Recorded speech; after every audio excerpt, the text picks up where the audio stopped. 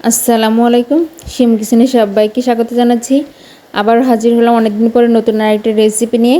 আজকে আপনাদের সাথে আমি শেয়ার করব পেঁপে দিয়ে গরুর মাংস রান্না করার রেসিপি। এই রান্নাটা করা যেমন সহজ, খেতেও কিন্তু তেমন সুস্বাদু।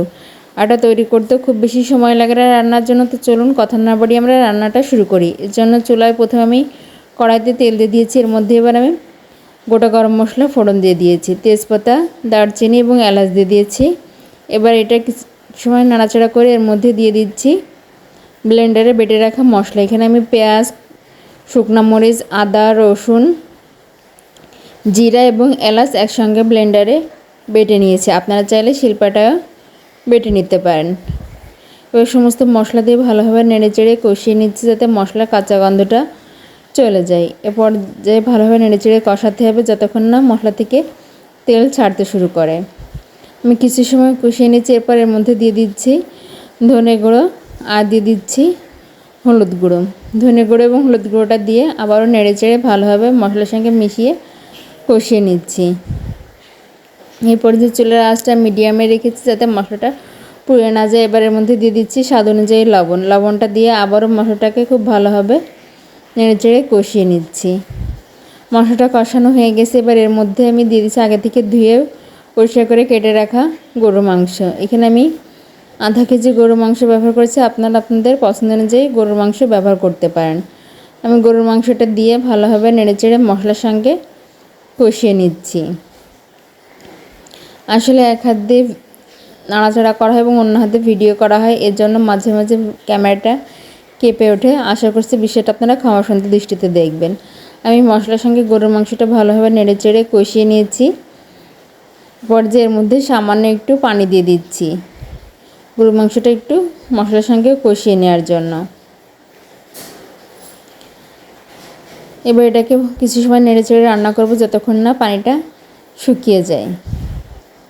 এ পর্যায়ে সামান্য একটু ঢাকা দিয়ে দেবো আর মাঝে মাঝে ঢাকনাটা খুলে নেড়েচেড়ে দেবো। দেখুন পানিটা কিন্তু প্রায় শুকিয়ে এসছে এবং মশলা থেকে তেলও ছাড়তে শুরু করেছে। এটাকে ভালোভাবে নেড়েচেড়ে কষিয়ে নিতে হবে।